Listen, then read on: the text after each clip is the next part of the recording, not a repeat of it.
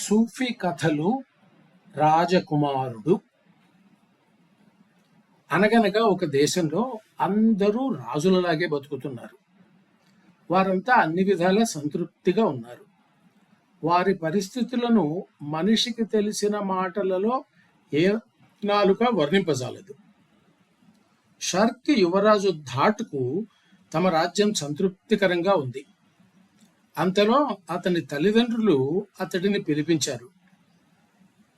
బిడ్డ, రాజకుమారులకు సంబంధించి మన దేశంలో ఒక ఆచారం ఉంది.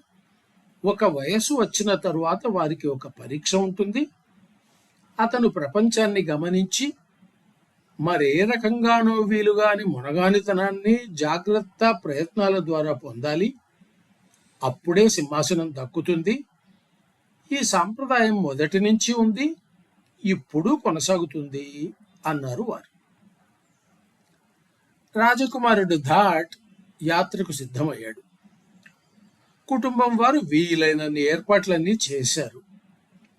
విదేశంలో అతనికి తగిన ఆహారం అందించారు. సరిగా వాడుకుంటే రక్షణనివ్వగల వర్ణించలేని వనరులను ఇచ్చారు. అతను మిస్ర్ అనే దేశానికి మారువేషంలో వెళ్ళాలి. దారి చూపే వారిని తగిన దుస్తులను ఇచ్చారు.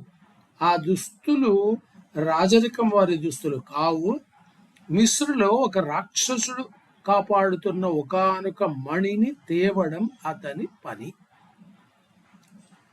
దారి చూపేవారు వెళ్ళిపోయారు. దాటు ఒంటరివాడయ్యాడు. త్వరలోనే తనలాంటి పని మీదే వచ్చిన మరొకతను తోడు దొరికాడు. ఇద్దరూ తమ గతాన్ని తలుచుకుంటూ కొనసాగారు.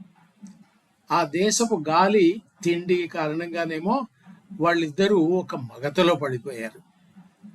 ధాట్ తన పనిని మరిచాడు. అతను ఏదో పని చేస్తూ ఏండ్లు మిస్రులో ఉండి బతకసాగాడు. తన కర్తవ్యం మాత్రం గుర్తు రానే లేదు. షర్క్ వారికి తమకు తప్ప మరొకరికి తెలియని మార్గం ద్వారా ధాట్ సంగతి తెలిసింది. వారు రాజకుమారుడిని కర్తవ్యోన్ముఖుడిని చేయ నిర్ణయించారు. చిత్రమైన మార్గం ద్వారా వారతనికి అంటూ సందేశం పంపించారు. మేలుకో, నీవు రాచబిడ్డవు, నీ పని ముగించి తిరిగి రావాలి అని సందేశం. రాజకుమారుడు మేల్కొన్నాడు. రాక్షసుడిని వెతికాడు. ప్రత్యేకమైన ధ్వనుల సాయంతో వాడిని నిద్రలో పడవేశాడు. విలువైన మణిని చేజిక్కించుకున్నాడు. తన సందేశపు ధ్వనులను అనుసరిస్తూ వేషం మార్చి అతను తన దేశానికి చేరుకున్నాడు. ఆశ్చర్యంగా త్వరలోనే అతను తన వేషంతో రాజమహల్ చేరుకున్నాడు. కానీ అనుభవం మీద అతను తమ దేశం నిజంగా గొప్పదని, సురక్షితమైనదని అర్థం చేసుకున్నాడు.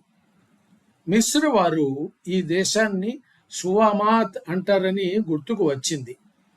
ఆ మాటకు శరణు అని తప్పుడు అర్థం చెప్పుకునేవారు వారు. నిజానికి దాని అర్థం శాంతి అని. అబూ సీనా రచనల్లో ఈ కథ కనబడుతుంది.